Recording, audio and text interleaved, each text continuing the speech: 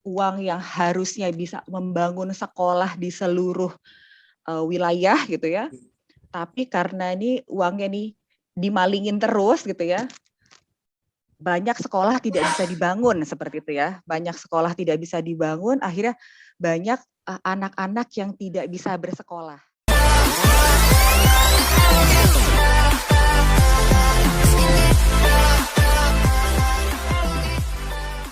Assalamualaikum warahmatullahi wabarakatuh. Selamat siang, Kispren. Jumpa lagi kita dalam podcast Bincang Politik. Kali ini kita jumpa dalam edisi khusus, yaitu sebagai bagian dari kampanye sosial kita, yaitu #milenial lawan korupsi, yang mana ini bagian dari program tindak lanjut dari Akademi Jurnalistik Lawan Korupsi KPK RI 2021.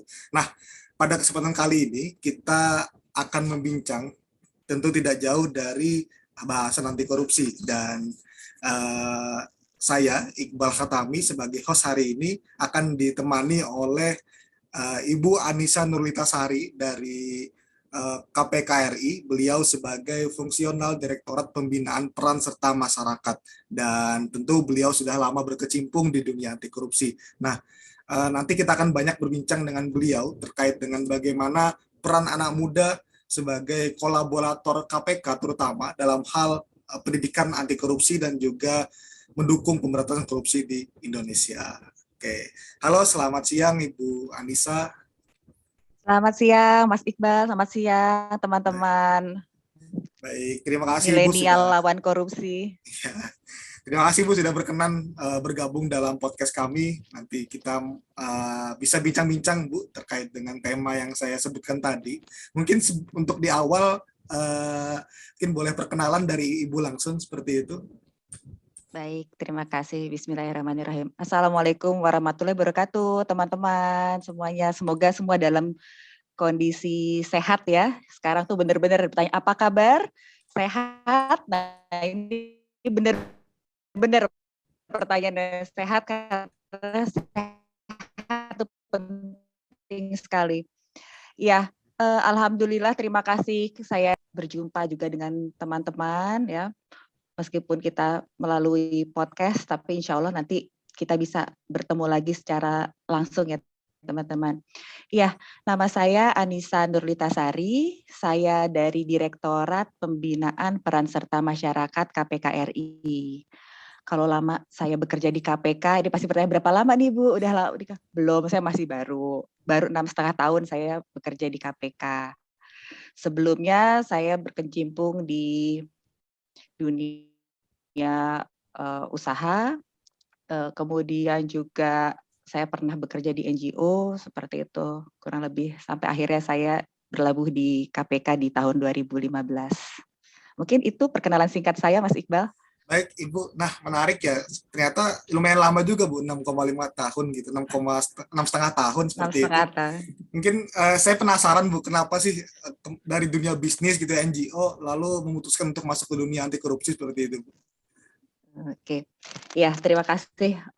Jadi begini, kalau masuk KPK itu pasti kita mendaftar ya Mas ya, mendaftar ke KPK, kemudian ada proses rekrutmennya, dan alhamdulillah dengan rekrutmen yang bertahap mulai dari tes administrasi, kemudian ada psikotes, kemudian juga kita di dalamnya ada FGD. Pure dengan pihak ketiga, kita tidak ada unsur titip-titipan di sini ya, nggak ada tuh titip-titipan, anaknya siapa, jadi dia bisa masuk, itu nggak ada Mas. Nah itu alhamdulillah lulus dan diterima di KPK seperti itu. Kemudian kalau sebenarnya penanaman di sini memang di KPK ini berasa ya Mas ya, lingkungannya ini menanamkan kita integritas, khususnya nilai-nilai kejujuran itu sangat berasa sekali di KPK. Tapi sebenarnya penanaman integritas itu harus dimulainya sebenarnya jauh sebelum saya masuk di KPK pun nilai-nilai integritas itu sudah ditanamkan di rumah, di keluarga. Contohnya ya alhamdulillah sejak masuk dimanapun, baik di NGO ataupun di perusahaan swasta, ataupun saya juga pernah bekerja di kedutaan kedutaan. Nah, itu semua nggak ada tuh kita masuk karena kemampuan kita, karena kita ikut tes murni, jadi bukan titip-titipan. Nah, jadi pada saat kita masuk di KPK pun kita nggak kaget lagi dengan oh iya ya, waduh di sini tuh harus jujur loh, di sini tuh bener-bener kita harus nggak bisa main-main. Sebenarnya itu sudah tertanamnya jauh sejak lama seperti itu, Mas. Jadi tapi dengan di KPK itu semakin diperkuat. Jadi kita satu sama lain antar pegawai kita juga saling mengingat nilai-nilai integritas ya. Kita kan manusia biasa ya, Mas ya. Ya, Pasti betul. ada yang hilaf seperti itu. Misal ada perjalanan dinas lah gitu. Jadi misalkan ada temen orang Sumatera Barat, orang Padang gitu ya. Nah, mau perdin ke Padang gitu. Terus ujungnya itu hanya akan menjadi isinya pulang kampung gitu kan. Jadi ya ujung-ujungnya disambi mudik. Nah, itu kita saling ingetin Mas kayak gitu, dan itu terjadi. Itu benar-benar kita saling mengingatkan di lingkungan kita. Itu contohnya. Oke. Tapi ada nggak Bu, misalkan berangkat gelisah dulu waktu itu gitu, akhirnya ngeri gitu lihat dunia Indonesia hari ini yang banyak korupsi, terus gelisah, saya masuk KPK gitu. Mungkin ada nggak mungkin pemikiran atau kepikiran seperti itu dulu Bu, gitu. Atau berangkat dari kegelisahan mungkin?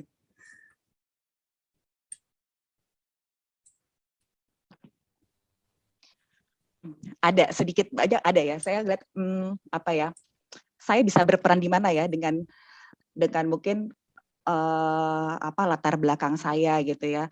Saya bisa ikut di mana dalam pencegahan korupsi itu pasti ada, karena miris juga Mas, miris memang kita lihat tindakan atau perilaku dana korupsi, tapi lebih ke perilaku koruptif, di mana itu perilaku yang cukup merugikan, dan itu banyak terjadi di lingkungan masyarakat kita.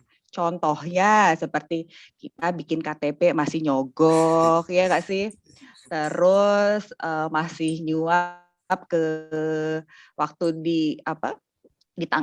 ditilang polisi masih nyuap. Itu sebenarnya risih, dan di masyarakat kita itu kok kayak ngobrolin kayak gitu biasa ya gitu ya. Biasa banget kok, santai aja. Jadi takut sama polisi. Nah, itu ada sih mungkin pada saat itu kegelisahan. Walaupun saya belum paham pada saat itu ini tuh perilaku koruptif, tapi ini nih nggak bener, kok orang-orang kita banyak banget ya ngurus akte kelahiran tuh bayar gitu, dan ngurus surat RW itu udah biasa bayar. Nah,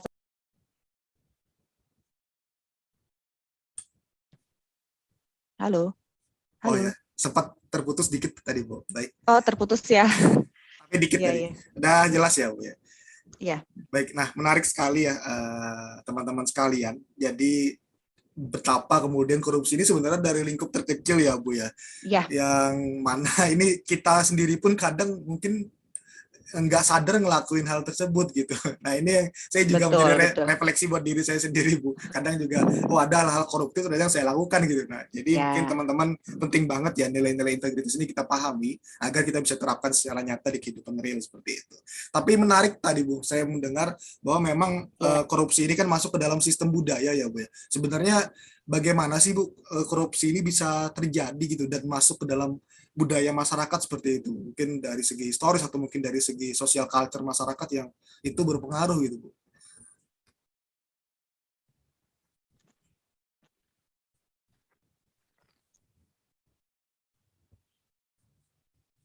Iya. Kasih, tapi ini mungkin kebiasaan ya, kebiasaan negatif nih yang ada di masyarakat seperti itu.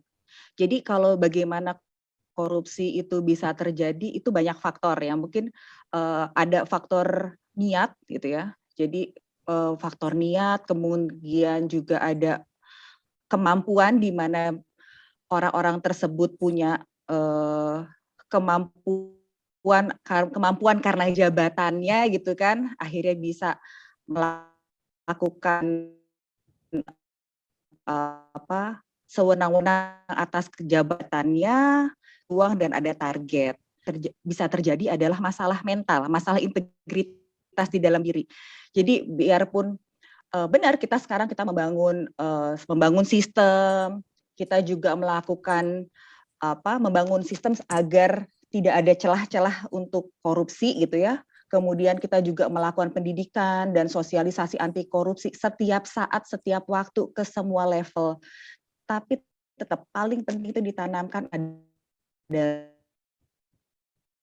adalah integritas di dalam diri, karena sistem sebagus apapun yang membuat adalah manusianya. Nah, harus diingetin terus. Nah, kegiatan-kegiatan kayak gini bagus nih, Mas. Ini untuk menyadarkan, mengingatkan tadi ya.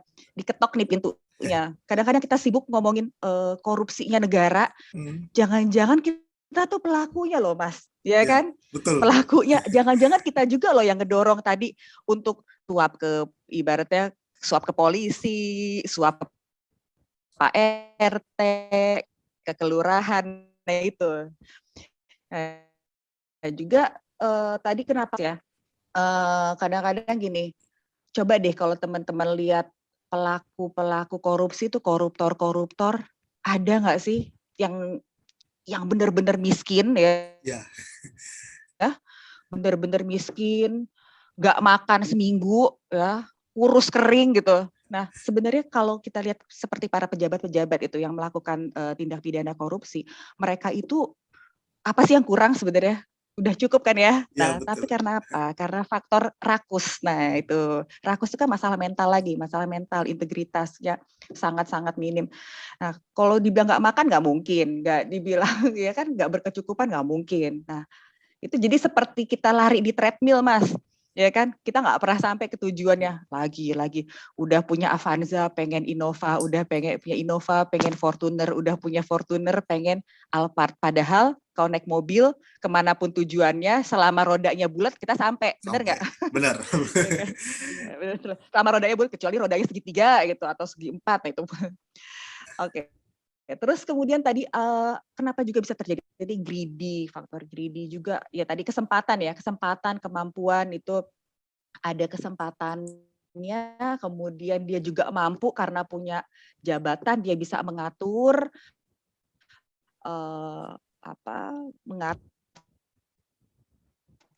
sedemikian rupa sehingga dia bisa terjadi tindak pidana korupsi itu. Tapi bisa ini salah satu ya, mungkin seperti itu, Mas. Baik Ibu, tapi saya sedikit sharing ya Bu sebagai anak muda gitu. Kadang kita anak muda ini kan ini ya Bu, kadang kita tuh sadar korupsi itu salah, tapi kita tuh acuh tuh gitu Bu, karena kita nggak tahu sebenarnya dampaknya kan begitu besar ya Bu. Nah, sebenarnya apa sih Bu dampak besar atau implikasi dari korupsi tersebut Bu terhadap kehidupan kita terutama generasi muda gitu Bu? Oke. Pasti ya, karena korupsi ini tuh kejahatan luar biasa, Mas, ya. Korupsi ini kejahatan luar biasa yang pasti dampaknya juga luar biasa ya. Dan juga harus diatasinya dengan cara yang luar biasa, nggak bisa dengan cara-cara yang biasa-biasa aja. Jadi memang segala level, ibaratnya segala senjata ini harus dikeluarin. Ya kan, kita bikin pendidikan anti korupsi supaya orang nggak mau korupsi, ya kan, kita tanemin nilai-nilai anti korupsi itu supaya anak-anak nih mulai dari sejak dini supaya nggak mau korupsi. Kemudian kita bangun sistem-sistem ibarat di kementerian lembaga agar tertutup celah-celah untuk korupsi seperti itu. Dan juga pasti ada tindakannya yang represif, yaitu ada OTT seperti itu. Nah, itu salah satu cara-cara untuk kita untuk menangani korupsi seperti itu. Jadi ada tiga cara. Nah, tapi korupsi itu kejahatan luar biasa karena berpotensi dilakukan oleh siapa saja, Mas, ya. Oleh siapa saja itu bisa melakukan korupsi. Targetnya juga beragam, random. Bahkan targetnya bisa ya dari seluruh masyarakat yang akan terkena imbasnya gitu kan. dan kerugiannya juga sangat besar ya, snowball effect, domino effect. Jadi habis ke sini berakibat ke hal-hal lainnya seperti itu. Dan pastinya dilakukan terorganisir. Kayaknya nggak mungkin dilakukan seorang diri. Mungkin kalau seorang diri itu jadi maling ya, maling TV atau maling ayam itu mungkin bisa sendiri. Tapi kalau ini kejahatan luar biasa, pasti dilakukannya secara terorganisir. Dan bahkan bisa lintas negara, ya kan? Lintas negara sama seperti narkoba. Kenapa sih termasuk juga kejahatan luar biasa sama? Karena ini imbasnya berdampaknya ke seluruh masyarakat ya. Jadi berapa generasi itu bisa merasakan dampaknya dari korupsi, dari kejahatan narkoba seperti itu. Jadi lintas negara ini juga salah satu kenapa bisa disebut ya korupsi ini menjadi kejahatan yang luar biasa. Terus kalau untuk dampaknya sendiri, Mas, kalau mungkin kita bisa lihat di UNCAC, United Nations Convention Against Corruption, nomor 7 tahun 2006, dampak korupsi itu bisa merusak harga pasar dan persaingan usaha, ya kan? Nah, misalnya kita misalkan ya persaingan itu jadi tidak sehat, ya kan? Persaingan tidak sehat karena yang menang di dunia bisnis, di dunia usaha itu adalah pihak-pihak yang bisa mengentertain pemerintah, misalkan ya untuk bisa masuk bisa menjual usahanya di satu negara itu harus ada perusahaan ini nyogok ibaratnya gitu ya, sehingga perusahaan-perusahaan yang memang baik secara dia punya produk yang bagus tapi dia tidak bisa menginternet, itu bisa kalah bersaing gitu ya, bisa kalah bersaing dengan yang bisa mengentertain seperti itu. Jadi itu pasti merusak harga pasar. Terus juga bisa terjadi pelanggaran hak asasi manusia. Misalnya dengan terjadinya korupsi, misalkan ya uang yang harusnya bisa membangun sekolah di seluruh wilayah gitu ya, tapi karena ini uangnya nih dimalingin terus gitu ya, banyak sekolah tidak bisa dibangun seperti itu ya. Banyak sekolah tidak bisa dibangun, akhirnya banyak anak-anak yang tidak bisa bersekolah ya gitu. Jadi ini efeknya panjang nih, ya kan. Akhirnya kalau anak-anak nggak bisa bersekolah, akhirnya masyarakatnya jadi bodoh itu terus. Nah dari bodoh timbul kemiskinan, kemiskinan akhirnya dia menjadi pencuri seperti itu. Itu tadi jadi efek dominonya. Kemudian juga menurunkan kualitas hidup dan bisa juga menimbulkan kejahatan-kejahatan lainnya. Seperti itu, Mas. Ya, jadi ini yang penting sebenarnya, Bu, harus kita sadari. Karena kan saya tuh sering mendengar gurauan lah dari teman-teman generasi muda. Ya, mereka tuh sadar korupsi itu salah, tapi kan mereka merasa diri mereka nggak rugi gitu. Uang mereka nggak berkurang, dan ya itu uang negara juga kali ya. Padahal kan efeknya seperti Ibu bilang tadi bisa jangka panjang. Nah, ini mungkin teman-teman harus pahami seperti itu. Nah, Ibu, sesuai dengan tema kita gitu ya, itu generasi muda sebagai agen atau kolaborator pemberantasan korupsi, sebenarnya bisa nggak sih Bu generasi muda itu terlibat gitu atau menjadi kolaborator dalam pemberantasan korupsi, Bu? Oh, bisa banget, Mas. Bisa banget. Malah kita sangat-sangat mengandalkan generasi muda pasti ya. Tapi tadi saya sebelum menjawab yang ini, saya ingin kembali sedikit ke belakang.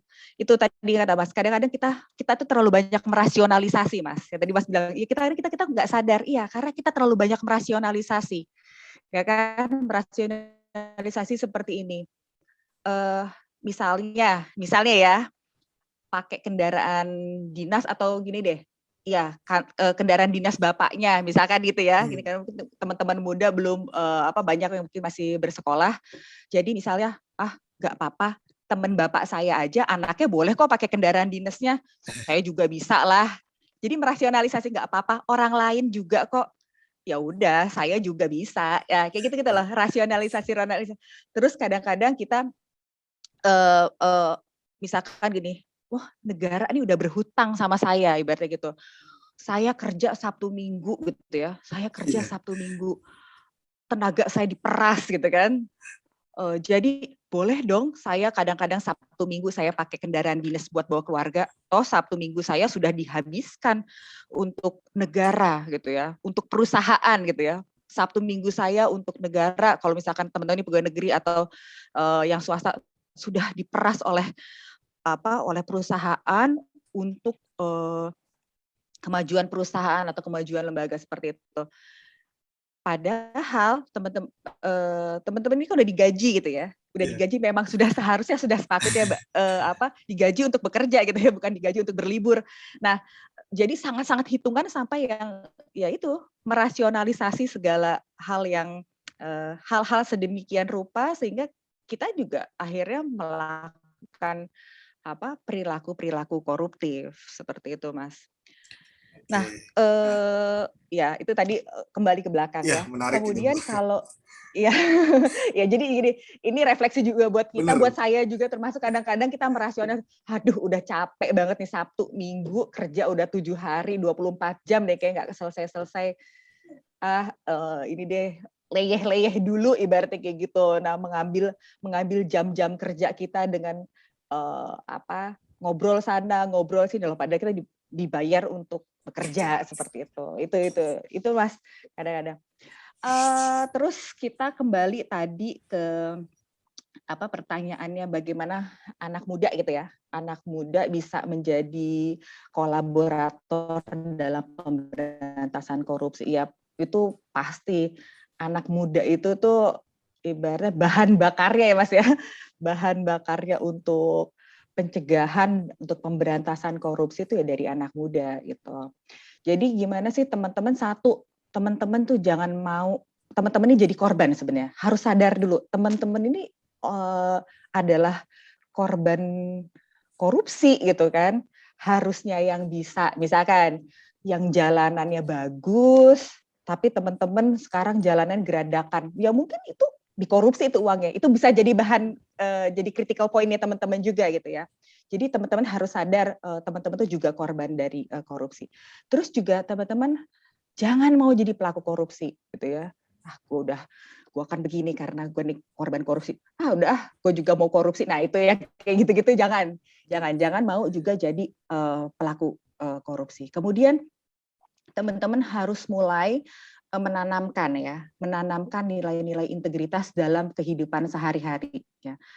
Memang ini sangat-sangat klise, Mas. Ini sangat-sangat klise, tapi emang ini yang harus ditanamkan tiap hari. Gitu. Dan itu pun berlaku buat kami, buat saya pribadi, yang kadang-kadang ya, tadi saya bilang, kita ini manusia biasa, pasti adalah lemah-lemahnya iman tuh ya, lemah-lemahnya iman, males-malesan, kadang-kadang, aduh, ngantor jam segini, ntar dia agak-agak telat-telatin dikit deh, gitu. Toh nanti bisa aku bayar jamnya dengan aku masih nggak begitu sama cara bekerja, ya udah kita harus masuk jam 8 misalkan kayak gitu ya Mas ya. Nah, itu berat tapi ya itu yang harus kita tanamkan gitu.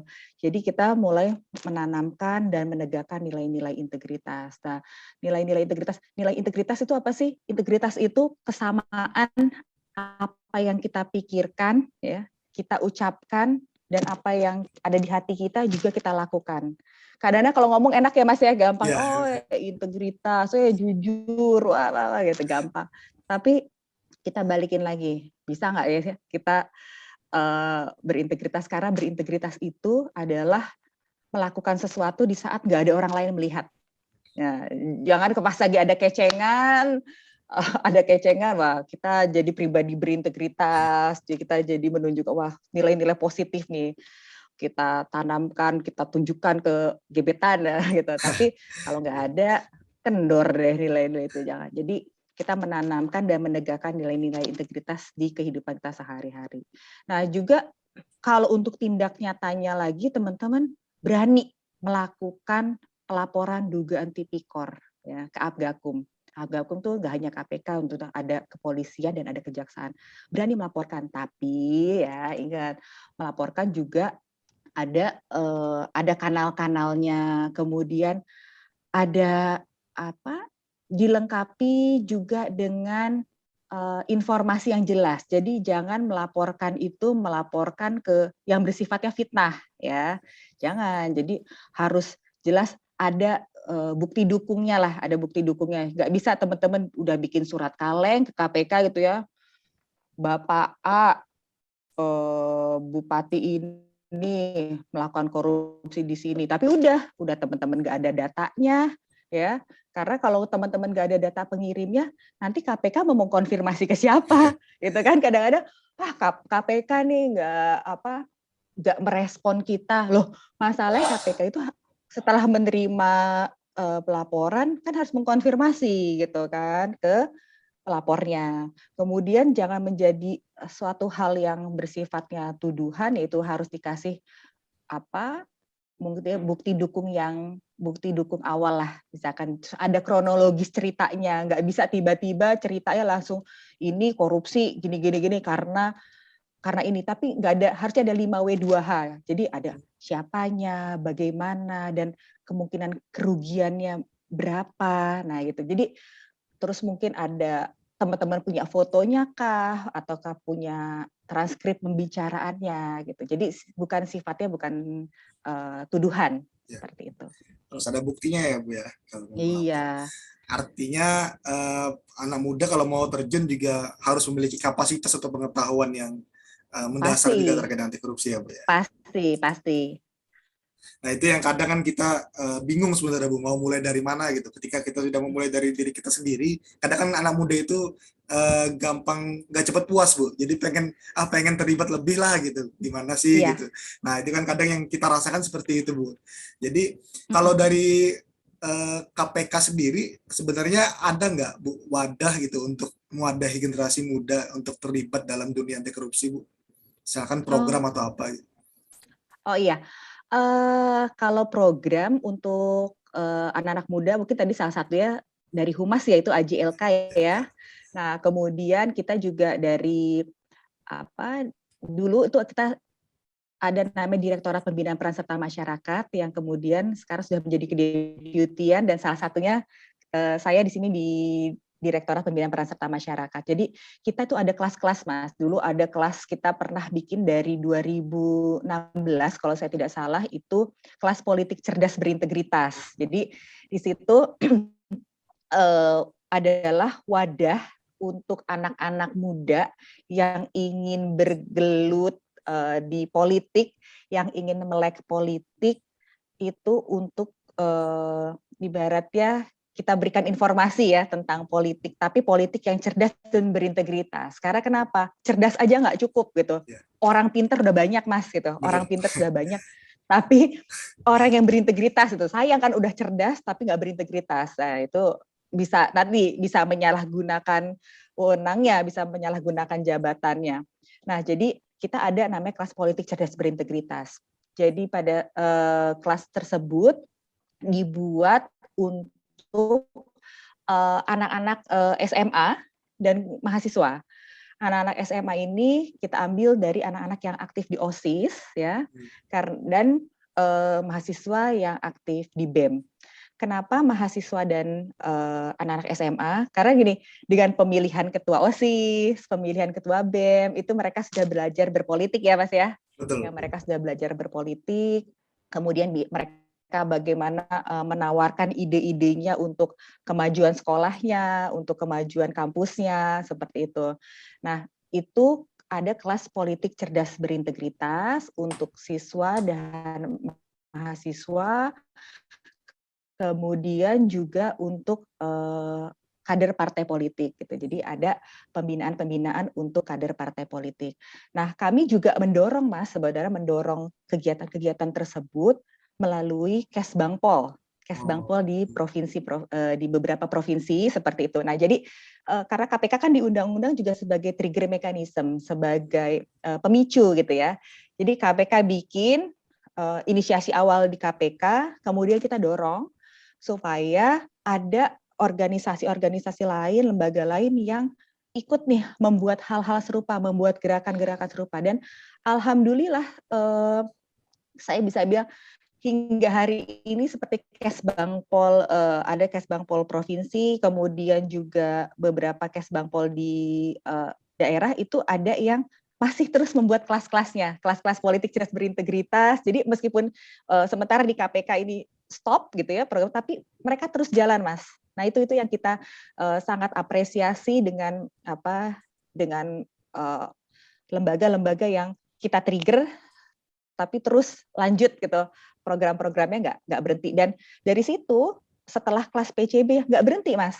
Nggak berhenti sampai di situ, jaringan kita masih jalan. Mereka masih membuat kegiatan-kegiatan sosialisasi kah, atau mungkin sosialisasi di sekolah, sosialisasi di jaringan-jaringannya. Jadi setiap individu yang sudah ikutan tadi itu kelas PCB itu sekarang udah jalan sendiri-sendiri dengan organisasinya, tapi masih di jalur anti korupsi seperti itu, Mas.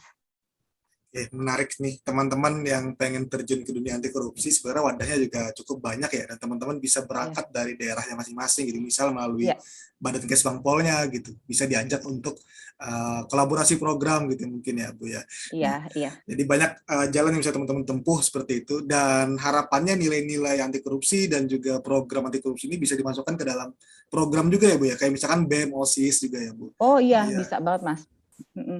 Dan gini, teman-teman yang misalnya suka memberikan penyuluhan nih, mungkin sebelumnya aktivis lingkungan hidup gitu ya, atau aktivis HAM, atau yang suka melakukan penyuluhan seperti itu bisa ikut di penyuluh anti korupsi ya. Jadi ini berstandar nasional, Mas, mendapat sertifikasi dari BNSP.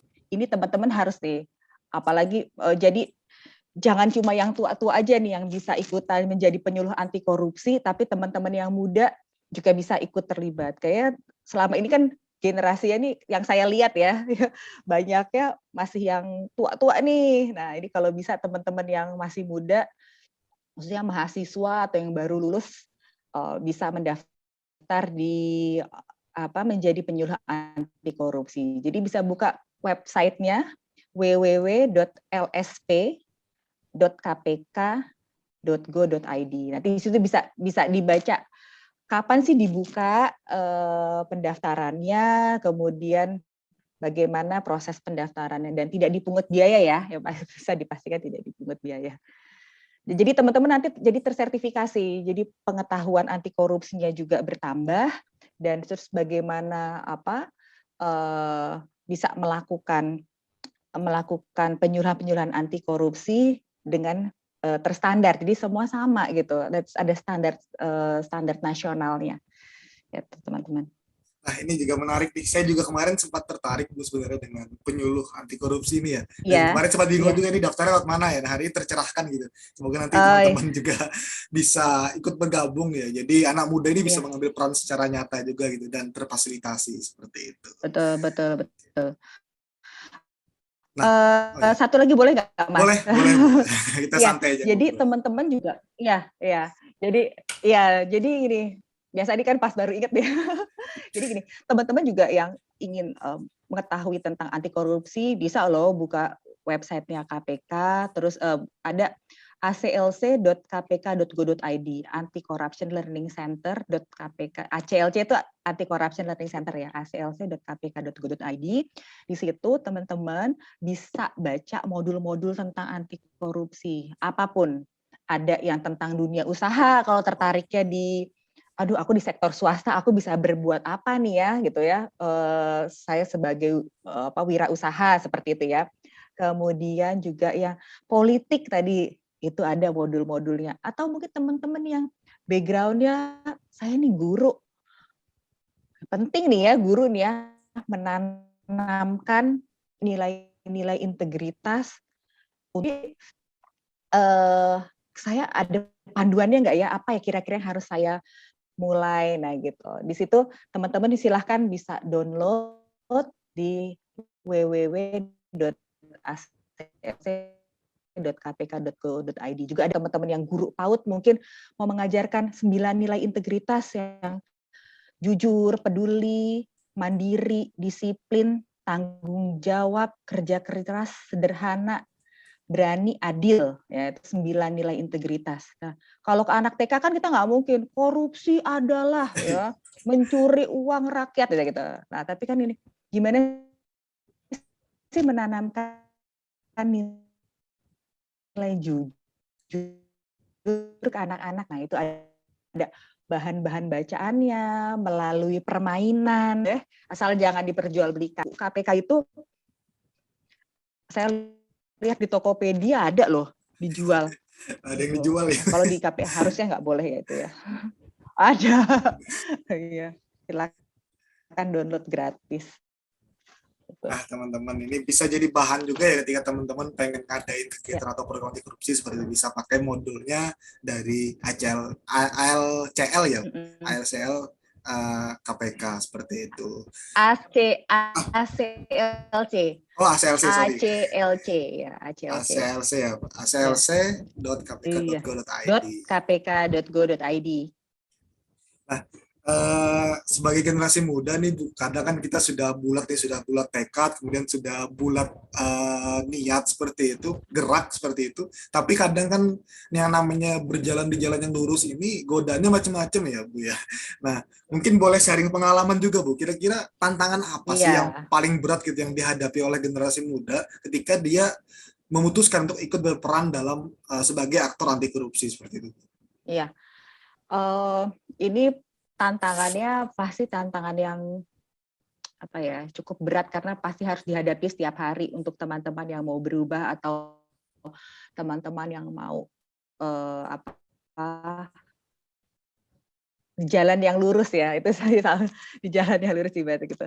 Jadi gini, pasti akan ada mungkin cibiran-cibiran, sok suci ya kan, sok baik, yang kayak gitu. Cuma ya itulah tadi, tantangan itu ya harus kita hadapi, ya harus kita hadapi dengan apa? Kita konsisten. Jadi tadi menanamkan nilai itu dari diri sendiri, dimulai dari hal kecil dan konsisten. Nah itu ya kadang-kadang yang susah itu kan konsistennya ya, apalagi godaan-godaan rasionalisasi lagi, tadi balik lagi ke godaan-godaan rasionalisasi itu pasti cukup berat. Nah kalau pengalaman, pernah sih, ini benar-benar pengalaman pribadi. Jadi kebetulan ada keluarga saya yang menjadi salah satu ASN ya di salah satu kementerian seperti itu. Nah, terus juga pernah dapat kendaraan dinas gitu ya, dapat kendaraan dinas. Nah, kemudian kita mau pergi nih gitu, mau pergi jalan-jalan, diajak, yaudah deh, yuk, kebetulan mobilnya kan mobil model minibus seperti itu, kita bisa pakai lah ya kalau bawa keluarga tuh cukup banyak bisa tertampung di mobil. Cuma pas saya tahu kita mau perginya naik mobil dinas, udah acara keluarga, ya hari Minggu, ya saya memutuskan untuk nggak mau deh, nggak apa-apa, mendingan naik Grab atau ya udahlah, saya juga ada mobil kok, kalau kecil kita pun iring-iringan nggak apa-apa seperti itu kan. Ya itu bahkan dari keluarga loh, itu dari keluarga ya, kita jangan ngomongin dulu ada di lingkungan kita sekitar yang orang lain gitu, ini dari keluarga. Ya ampun, cuma pergi kayak gitu aja, gitu lah, itu tuh ada lah ini, ya elah cuma enggak kok, kita nggak kemana-mana gimana orang ini acara keluarga gitu kan, cuma mungkin saya nggak bisa kayak gitu, cuma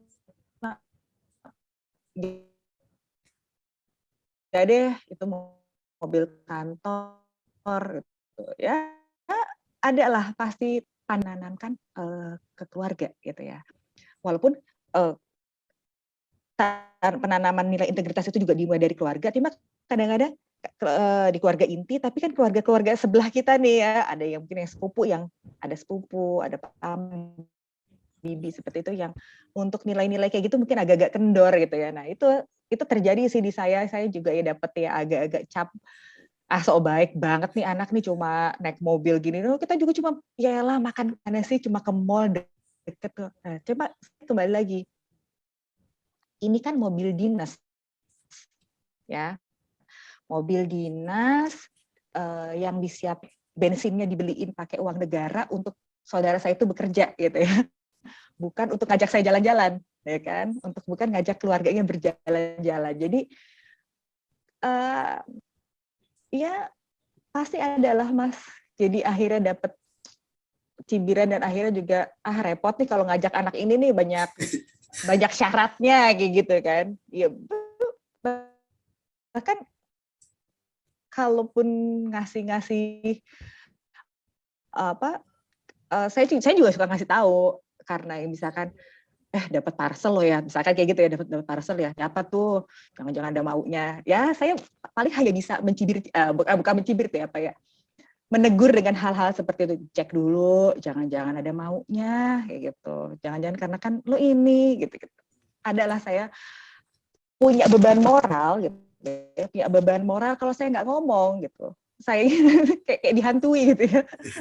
Nah, terus juga sama misal nih, yang sangat-sangat kadang-kadang ini, saya punya anak lagi ada tugas-tugas sekolah, ya kan, ada tugas-tugas sekolah. Udah saya di kantor, orang tua saya hanya bisa WhatsApp, tolong dong cetakin ini, sedangkan saya kerja misalkan kerja sampai malam nih. Nanti saya ngeprint di mana gitu. Kalau enak ngeprint di kantor kan, bener nggak?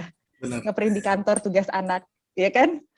Ada printer, mau warna, mau hitam putih, kertasnya ada F4, A4, semua ada sesuai kebutuhan. Tergiur nggak pasti? Pengen cepet deh kita ngeprint di kantor. Kalau saya mau, bisa saya ngeprint di kantor. Tapi kembali lagi itu, oh iya ya, ini kertas ini dibayar pakai uang rakyat.